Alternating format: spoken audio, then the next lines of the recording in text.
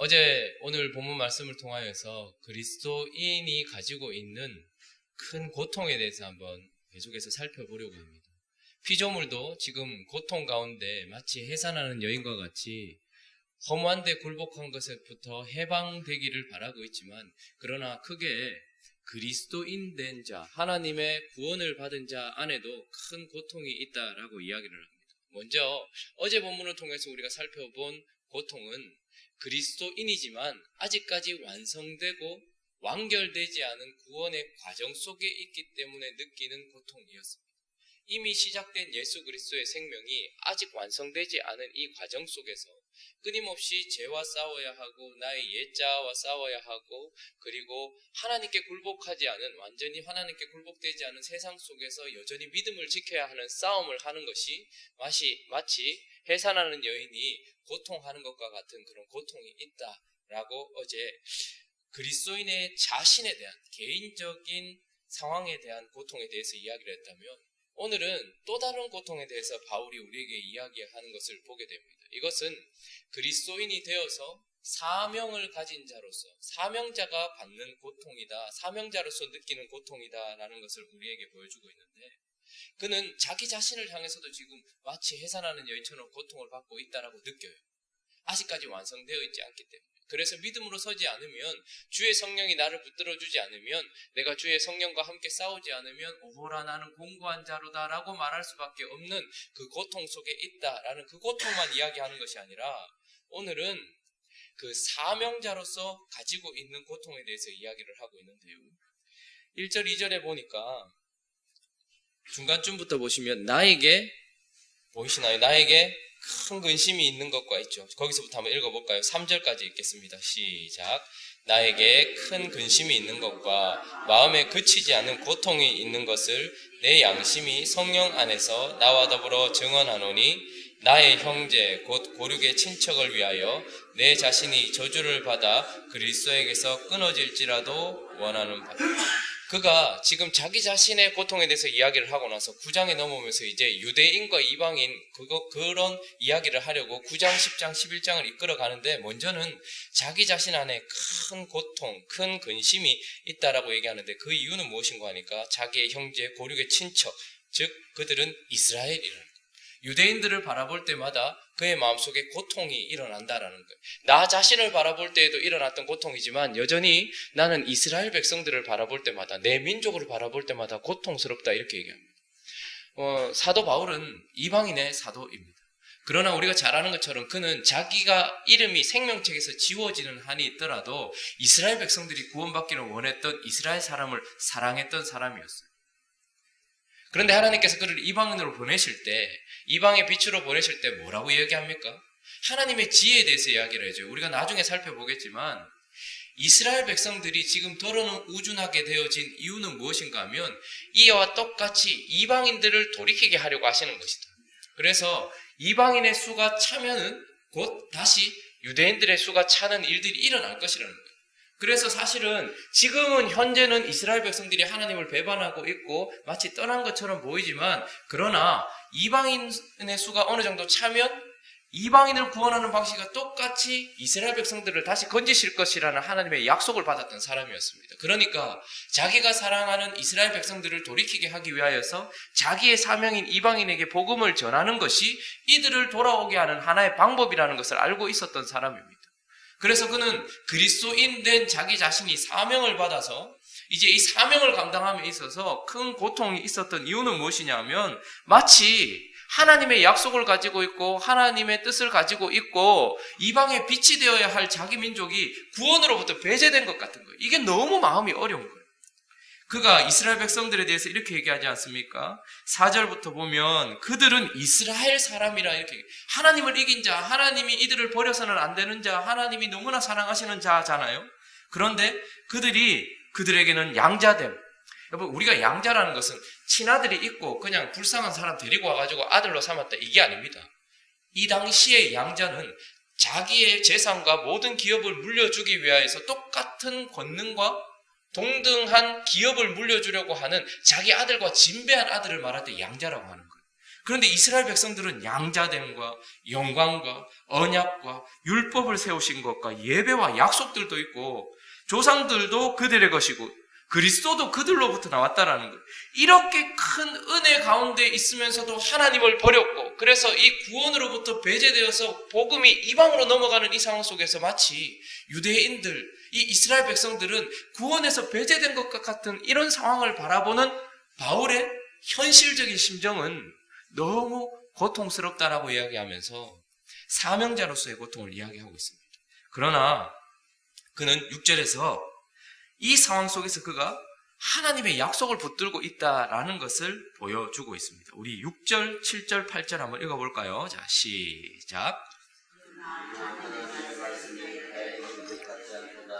이스라엘에게서 난 그들이 다 이스라엘이 아니요 또한 아브라함의 씨가 다 그의 자녀가 아니라 오직 이삭으로부터 난 자라야 내 씨라 불리리라 하셨으니 곧 육신의 자녀가 하나님의 자녀가 아니요 오직 약속의 자녀가 씨로 여기심을 받느니라. 아멘. 그러나 그가 급하게, 그러나 하나님의 말씀이 폐하여진 것 같지 않도다. 하나님의 말씀은, 하나님의 약속은 폐하여지지 않았다. 구약시대에 선택받은 이스라엘 백성들이 지금 현재는 마치 하나님의 약속도 폐하여지고 그들을 붙들겠다고 하셨던 하나님의 말씀도 없어진 것 같고 이스라엘 백성들은 하나님을 버린 것 같지만, 그러나 하나님의 그 약속은 아직까지도 이스라엘을 붙들어서 이방에 빛이 되게 하시겠다고, 이스라엘을 축복하셔서 이스라엘 사람들을 통해서 하나님께서 일하시겠다고 하신, 이스라엘도 사랑하신다고 하신 그 말씀, 그 약속은 폐하여지지 않았다라고 딱 붙들고 있어요. 그러면서 무슨 이야기를 하고 있습니까? 아브라함의 씨가 다 아브라함의 씨가 아니라는 거예요. 무슨 말입니까? 지금 이 이스라엘 백성 전체가 마치 하나님의 버림을 받은 것 같지만, 그런데 하나님은 처음부터 이스라엘 전체를 구원하신다고 약속한 적이 없다 이 말입니다.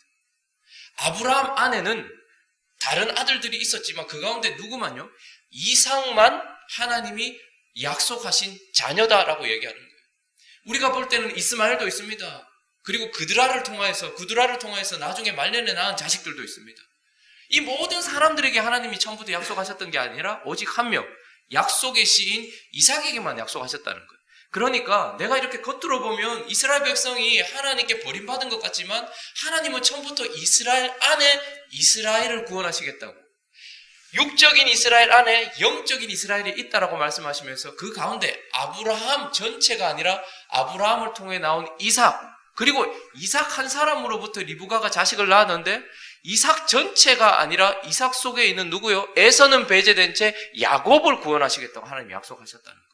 그러니까 하나님은 처음부터 이스라엘 백성 전체를 구원하시겠다고 약속하신 것도 아니고, 하나님은 그 이스라엘 속에 이스라엘을 구원하시겠다고 약속하셨고, 하나님은 지금 그 약속을 지금도 이루고 있다는 거예요. 그 증거가 자기 자신인 거예요. 그 증거가 지금 주변에 있는 사람들인 것이죠. 우리가 볼 때는 많은 사람들이 하나님의 약속에 폐하해진 것처럼 구원에서 배제된 것 같아도, 하나님은 처음부터 이 많은 사람들에게 하신 것이 아니라 이 육적 이스라엘 속에 있는 영적인 이스라엘을 구원하시겠다고 약속하신 그 약속이 아직도 이루어지고 있다라고 지금 약속을 붙들고 있는 것입니다. 마치 어제 하나님께서 구원하신 하나님의 백성이 자기 자신이 여전히 해산하는 고통처럼 힘들고 어렵고 오호라나는 공고한 자로다라고 말할 수밖에 없는 그런 상황 속에서도 그는 8장 30절을 붙들었던 것이죠. 어제 본문이지만 한번 보시면 8장 30절에 이렇게 얘기합니다. 또 미리 정하신 그들을 또한 부르시고 부르신 그들을 또한 의롭다 하시고, 자, 의롭다함까지 자기가 받았단 말입니다. 그런데 의롭다함을 받았는데도 여전히 이미 시작된 구원이 아직은 아니기 때문에 영화롭게 되어지지 못한 자기 자신의 모습, 현실은 보지만, 그러나 하나님의 마음속에는 어떻다는 거예요? 의롭다 하신 그들을 또한 어떻게 하셨다고요? 영화롭게 하셨다라고 이야기하면서 하나님이 하신 약속을 딱 붙들고 있는 거예요. 이 현실 속에서 지금 바울은 이스라엘 백성 전체가 아니라 그 속에 이스라엘을 구원하시겠다고 하셨던 그 약속을 붙들고 있는 것입니다. 우리가 우리 자신을 바라볼 때도 그렇습니다. 우리가 넘어질 때면 이미 내 속에 예수 그리스도의 생명이 있어서 내가 지금 그리스도인답게 살아가려고 하는 하나님을 향한 사랑도 있지만, 아직은 완성되지 않은 이 과정 속에서 우리가 붙들어야 될 거예요. 그래서 바울이 자기 자신을 보면서도 하나님은 이미 나를 영화롭게 하셨느니라 라는 약속을 붙드는 것처럼, 이제 사명자로서 현실을 바라볼 때도 그렇습니다. 내 주변에 하나님께서 일하시지 않는 것 같고, 하나님은 여호와를 아는 것이 물이 바다를 덮은 것 같이 덮게 하시겠다고 말씀하셨는데도 하나님의 약속은 폐해진 것 같고 주님은 아무 일도 하지 않는 것 같은 이 현실 속에서 바울이 그랬던 것처럼 우리가 붙들어야 되는 것도 마찬가지로 약속인 것입니다. 하나님께서 이삭을, 하나님께서 야곱을, 하나님께서 모세를, 하나님께서 그렇게 약속하신 약속은 이루어지고 있다라는 그 약속을 지금 사명자로서 붙들고 있는 바울을 우리가 보게 되는 것입니다. 뿐만 아니라 그는 그 속에서 하나님의 사랑을 딱 붙들고 있다라는 것 또한 보게 되어집니다. 하나님의 긍휼하심을 딱 바라보고 있다라는 것을 보게 됩니다. 자, 11절 한번 읽어볼까요? 11절, 자, 시작.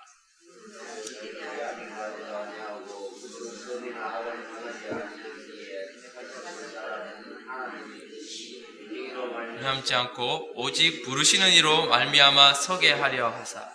자, 많은 사람들은 하나님이 왜 이스마엘이 아니라 이삭만 선택하시고 왜 하나님은 에서는 미워하시고 야곱만 사랑하셨냐라고, 왜 어떤 사람은 구원을 받는데 어떤 사람은 구원을 받지 못하느냐에 초점을 맞추고 있습니다. 그러나 지금 바울이 바라보는 것은 어떤 사람은 왜 구원을 받느냐가 중요한 게 아니라는 거예요. 하나님의 공의대로 했다면 모든 사람이 다 구원을 못 받게 되는 것, 모든 사람이 다 죽음에 처해져야 되는 것, 모든 사람이 심판을 받아야 되는 거예요. 근데 지금 바울이 바라보는 것은 무엇이냐면 하나님의 공의가 아니라 모두 다 심판받아야 될 자리에서 누군가는 구원을 받더라는 거예요.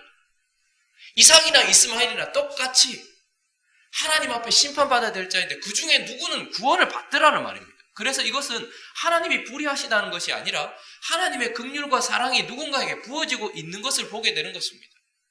하나님은 공평하신 분이죠. 공평하신 그대로, 공정하신 그대로, 의 그대로 만약에 했다면 모든 사람이 다 가야 돼요.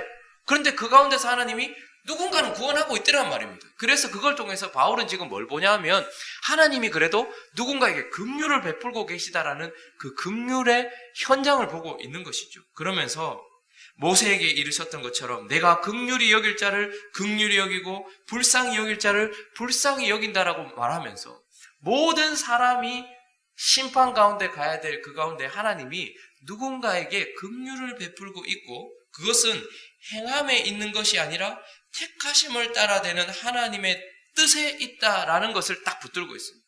그래서 하나님은 이스라엘 백성들이 지금 행함으로 말한다면 절대 구원을 받을 수 없을 것 같은 상황이지만, 그러나 하나님은 모든 사람이 치우쳐서 하나님을 버린 그 상황 속에서도 누군가는 불쌍히 여기시고 누군가는 긍휼히 여기시는 그분의 사랑으로서 누군가를 구원하시고 있다라는 것과 함께, 그래서 하나님의 약속을 붙들면서 그 약속에 있는 누군가를 하나님께서 건지실 것이다.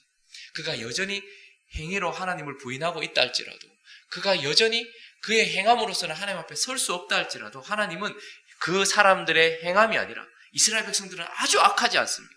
모든 것을 다 가지고 있으면서도 하나님께 반역하고 있는 상황이지만, 그러나 하나님은 행함이 아니라 택하심을 따라 되는 그분의 뜻으로 말미암아 누군가에게 은혜를 베풀고 있다. 이걸 딱 붙들고 있는 거예요. 마치 어제 본문에서도 자기 자신을 바라볼 때에는 여전히 자기 자신은 하나님 앞에 믿음으로 서지 않으면 부족하고 연약해요. 그리고 세상은 우리를 위협하고 있습니다. 믿음을 지키기는 매우 어렵습니다. 우리가 마치 종일 죽임을 당하는, 도살당하는 양같이 세상에서는 우리를 힘들게 만들고 있습니다. 그리스도의 사랑이 아니라면 이라고 이야기하는 것이죠. 환난이나 공고나 박해나 기근이나 적신이나 위험이나 칼이 여전히 내게 있는데, 그가 어제 고백했던 것은 무엇입니까? 8장 37절에 보면 그러나 이 모든 일에 우리를 사랑하시는 이로 말미암아 우리가 넉넉히 이긴다는 거예요. 나 자신의 연약함도 사실은 우리를 사랑하시는 그분의 사랑과 긍휼 때문에 우리가 넉넉히 이기는 것처럼 누군가의 구원, 지금 마치 배제된 것 같은 이스라엘 백성의 구원도 하나님의 사랑으로 말미암아 이루어질 것이다 라는 것을 지금 그가 붙들고 있다라는 것입니다. 바울은 자기 자신의 현실뿐만 아니라 사명자로서의 현실 속에서도 고통 가운데 있다라고 이야기합니다. 여러분, 우리에게 이런 고통이 있는지 한번 살펴봤으면 좋겠습니다. 내가 구원받은 사람인데 너무 자연스럽게 아직까지 이 땅에 살면서 사람이 왜 완벽하노? 이래 살다 가는 거지 라고 이야기하면서 우리가 죄 짓는 것에 대하여 우리 스스로가 어떤 허가증을 내어주면서 뭐 어쩔 수 없지 뭐 이래 주님이 그래도 구원해 주셨으니까. 물론 하나님의 은혜를 그런 식으로 높이는 것은 좋은 일이긴 하지만 그러나 내 안에 끊임없는 고통이 있느냐 말입니다. 출산을 앞둔 여인처럼 지금 내 안에 있는 예수 그리스도의 생명이 완전히 드러나기까지 우리는 믿음으로 싸우는 내 안에 있는 고통이 있느냐 하는 것입니다. 그러나 오늘 이 아침에 생각해 봐야 될 것은 사명을 받은 자로서 그리스도인으로서 하나님께서 지금 구원하시려고 하는 이 열방을 향해서 바라보는 우리의 마음속에도 여전히 고통이 있는가? 사명자로서 왜 하나님은 이렇게 마치 세상이 득세하도록 내버려 두시는가? 왜 사람들을 그냥 이렇게 두십니까? 특별히 저는 교회로 부르심을 받은 하나님의 사명자라고 생각을 합니다. 근데 저만 그런 게 아니고 우리도 같이 행복한 우리 교회에 부름을 받았죠. 이렇게 부름 받기 전에 하나님은 우리를 교회 속에 두셨습니다. 그리고 지금도 여전히 교회 안에 있습니다. 근데 저는 가끔 이런 생각을 합니다. 교회를 바라볼 때면 마치 바울이 유대인 이스라엘 백성들을 바라보는 것과 똑같은 생각이 들 때가 있어요. 교회 안에 양자됨이 있고 영광이 있고 하나님의 언약이 있어요. 그분의 복음을 세우신 것과 그분을 향한 예배가 있고 그분의 약속이 있습니다. 그리고 교회는 그리스도의 몸이라고 이야기하면서 육신으로 따지다면 우리 안에 그리스도가 있다라고 이야기합니다. 그런데 오히려 교회가 더 하나님을 반역하는 것 같은 현실을 우리는 보게 됩니다. 교회가 더 하나님 앞에 더럽고 추악한 모습이 되어 있는 것을 보게 됩니다. 마치 구원은 교회를 배제한 것 같은 느낌이 들고 하나님의 통치는 이제 교회가 아닌 것처럼 느껴질 때가 많이 있습니다. 우리 스스로가 너무 쉽게 교회가 썩었어 이렇게 말합니다. 그리스도의 몸된 교회가 처음 이스라엘 백성들이 느꼈던 것처럼 하나님의 몸된 이스라엘이 썩은 것처럼 느껴질 때가 있더란 말이에요. 그러면서 우리는 낭망하기도 하고 혹은 비판하고 비난하기도 합니다. 그러나 오늘 바울은 어떻게 합니까? 이 현실 속에서 아니야. 이스라엘 백성 전체가 아니라 이스라엘 속에 이스라엘을 하나님께서 구원하신다고 약속하셨잖아. 그 약속은 폐하여지지 않았어요. 뿐만 아니라 우리가 아무리 악하다 할지라도 행함이 아니라 선택하심을 따라오는 하나님의 은혜 때문에 구원을 받으니 지금도 하나님은 그 일을 하고 계시고 그분의 사랑이 여전히 펼쳐지고 있어요. 교회를 바라보는 우리의 심정도 그래야 되지 않겠습니까? 하나님은 처음부터 교회 안에서 함께 예배드리는 공간 안에 있는 모든 사람을 구원하신다고 약속하신 적이 없습니다. 그 속에 하나님을 사랑하는 자들 그리고 하나님이 사랑하시는 자들을 구원하신다고 약속하셨고 아무리 한국교회가 그리고 아무리 열방에 있는 교회가 썩은 것 같이 보인다 할지라도 그 속에서 하나님은 여전히 어떻게 하십니까? 남은 자들을 구원하고 계신다라는 이 약속을 붙들지 않으면 사명자로서 잘못된 말을 하게 되더란 말입니다. 하나님은 우리에게 비판하라고 말씀하신 적이 없어요. 하나님은 우리에게 낭망하라고 말씀하신 적이 없어요. 바울은 그 가운데서 약속을 붙들고서 그러나 하나님의 말씀은 폐하여진 것 같지 않다라고 이야기를 하고 있는 것이죠. 뿐만 아니라 목사가, 장로가, 집사가, 권사가 어떻게 저렇게 행동하나? 그러나 하나님의 은혜가 우리를 구원하는 것이지 우리의 행함이 우리를 구원하는 것이 아니라는 것을 붙들면서 여전히 하나님은 긍휼을 베풀고 계시다라는 것을 붙들고 사명자로 서 있어야 된다는 것을 기억해야 합니다. 그래서 이 행복한 우리 교회가 바울이 느꼈던 고통을 함께 공유하는 그런 교회가 되기를 예수 그리스도의 이름으로 축원합니다. 나 자신을 바라볼 때마다 이미 시작되었지만 아직은 아닌 이 상황 속에 해산하는 여인처럼 끝까지 주님의 약속을 붙들고 주님의 사랑으로 넉넉히 이긴다라고 생각하는 나 자신을 향한 하나님의 약속과 은혜를 붙들 뿐만 아니라 이 열방을 바라보면서도 교회를 바라보면서도 내 주변에 있는 사람들을 바라보면서도 내 주변에 있는 내가 사명을 감당해야 되는 영역을 바라보면서도 하나님의 약속은 폐해지지 않았고 그분의 은혜는 여전히 흘러가고 있습니다라는 약속과 은혜를 붙들고서 하나님의 뜻대로 살아가는 우리 모두가 되기를 예수 그리스도의 이름으로 축원합니다. 우리 시간 함께 기도할 때에 우리가 찬양했던 것처럼 흑암에 사는 백성들이 세상에만 있는 게 아니라 교회에도 있다라는 것, 흑암에 사는 백성들이 이방이 아니라 유대인이라는 것을 깨달았던 바울이 얼마나 고통스러워했는가. 그러나 큰 권세가 주께 있어서 복음을 전할 때에 분명히 하나님께서 일하신다는 것을, 우리가 불렀던 찬양을 고스란히 우리 마음 가운데 심고 하나님의 약속 붙들고 하나님의 은혜를 기대하면서 사명자로서 살아가는 우리가 될 수 있게 해달라고, 그리고 각자의 기도 제목들을 가지고 함께 기도하며 나가도록 하겠습니다. 기도하겠습니다.